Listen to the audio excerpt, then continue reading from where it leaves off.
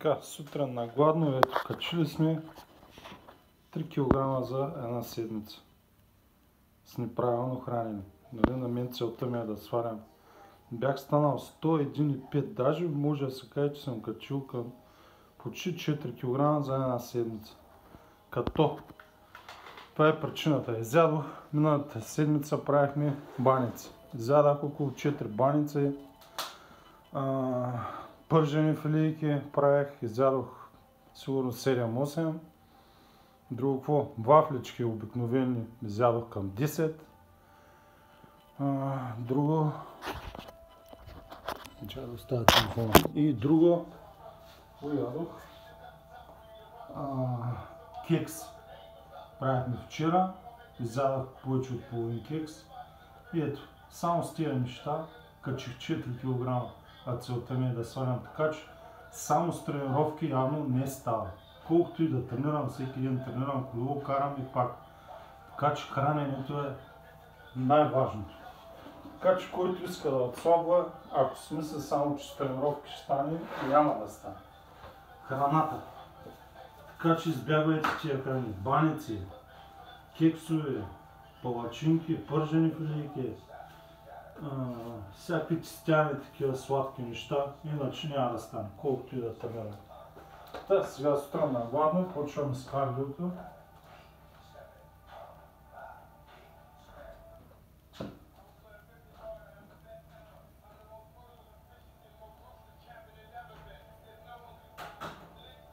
Така че това беше просто една метка, че съм качил 4 кг някъде за една седмица, които ги свалях почти един месец. Така че качването е по-лесно от свалянето явно. Те започваме. Така че който иска да качва да ядете, който иска да сваля, да не яде така. А нашата цел е да сваляме, така че тия време трябва да спра.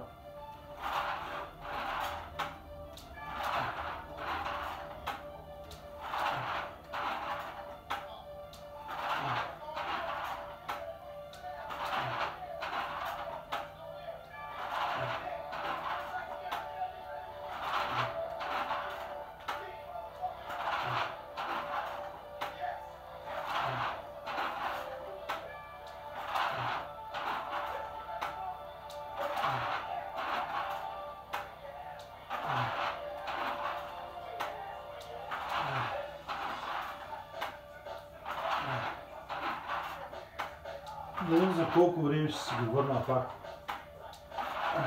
102 кг да стане.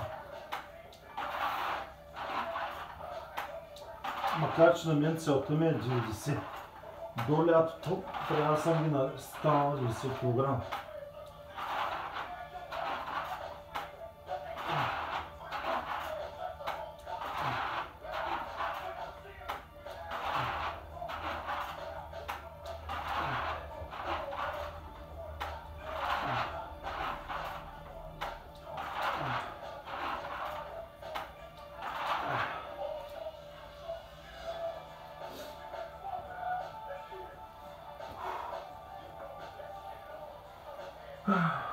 Като и казах,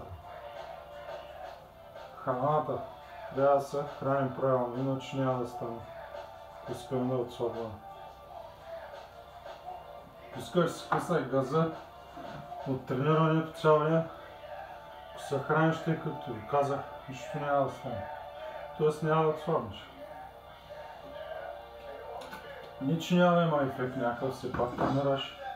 Най-вероятно ще покачваш мускулна маса, но няма да изчистваш, да отслабваш.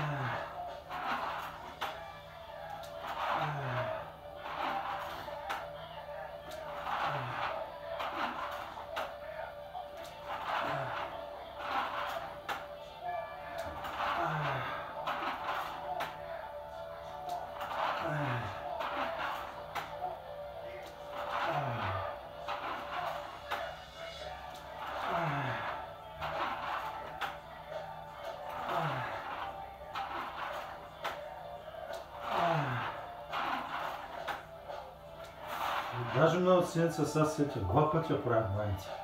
Значи съм взел повече от 4, около 8 баници. Дали отделно и другото, което си ям през деня. Това е странично яги. И ето, 4 кг нагоре за една седмица. Много. Така че храната, пак се връщам към друг режим да правим без тия неща. Единственото ми сладко беше плодове преди и увесени ядки с прасно мляко, като се прави лъжица мед. Аз вече се правя един път на ден, така че но тази седмица не съм ял такива неща, по-скоро ядох, нали казах, други сладки неща. Те, които трябва да ги премахнем автоматично веднага.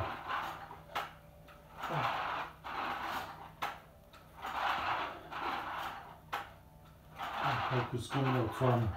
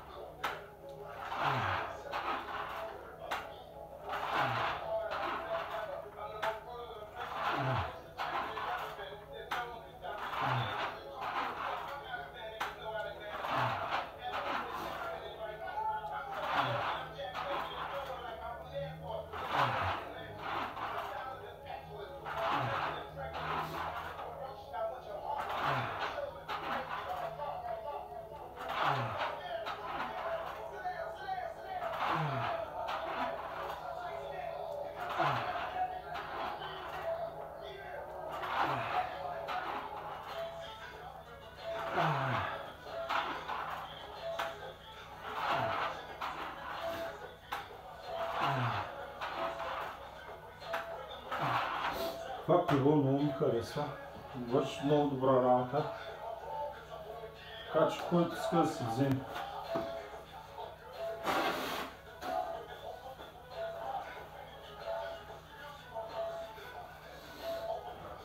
Им приятна и интересна тренировка. Най-много предърпването към гърджи, казах, натоварваме гърджите и гърба, но и тук ръцете натоварва, защото постоянно го стискаш. Той колела за дръжките, тук постоянно има напрежение, особено когато се пускаш. И корема естествено, когато пускам надолу. Взето може да се каже, че почти цялото тяло на това. Не е зле. И 20 пускаме додолу. Колкото може.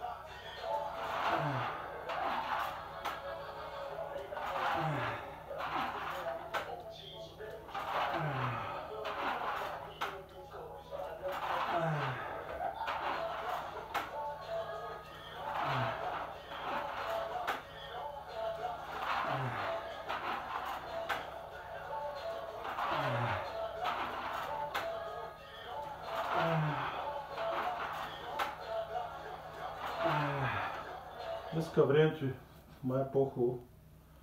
Може да изляза и да навънка да търминам, ще видим, но със сигурно ще изляза да карам колело.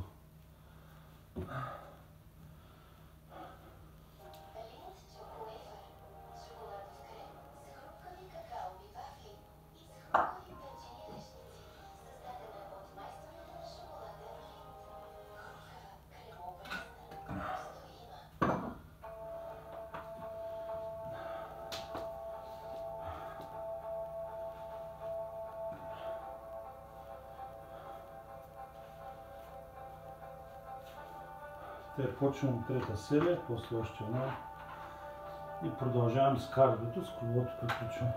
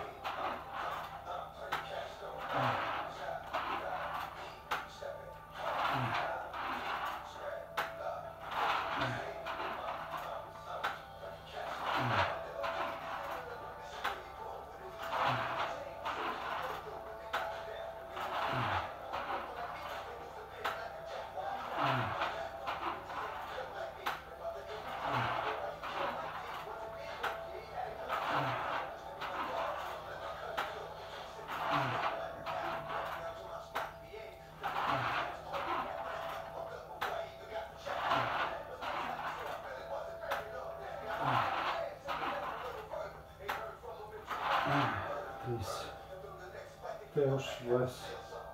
Пускаме и долу.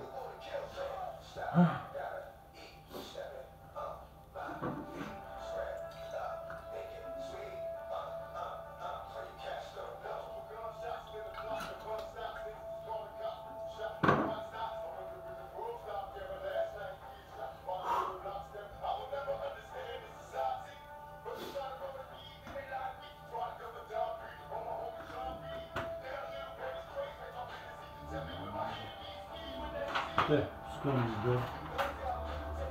20 повтори.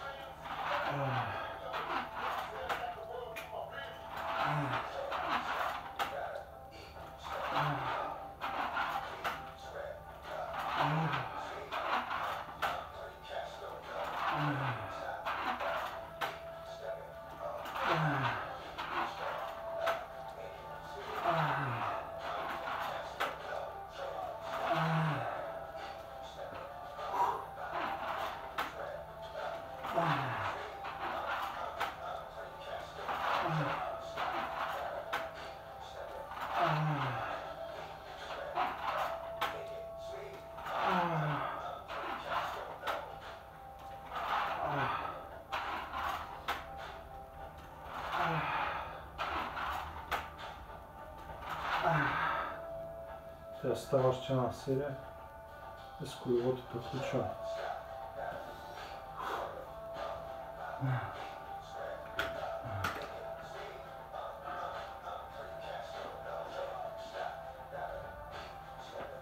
Хубаво. Вече го имам колко, не знам. Може би 5-6 месеца ли взех. Вече не спомням, отдавна не беше. Не е толкова с отдавна. Весвам. Върши работа. Жълтите по-рядко ги ползвам. Време на време тях ги ползвам. Те, почвам четвърта последна серия.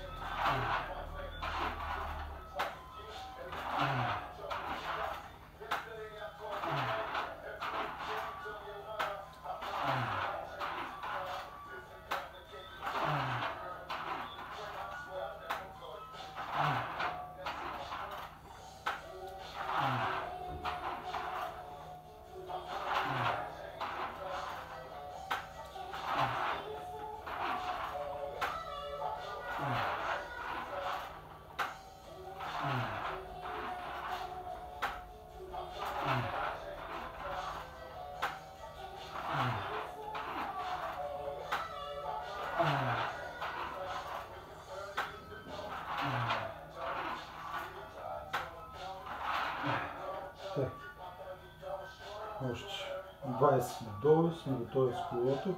Спираме видеото, качвам телефона по-нагоре и пускаме веднага по продължаване с кардиото.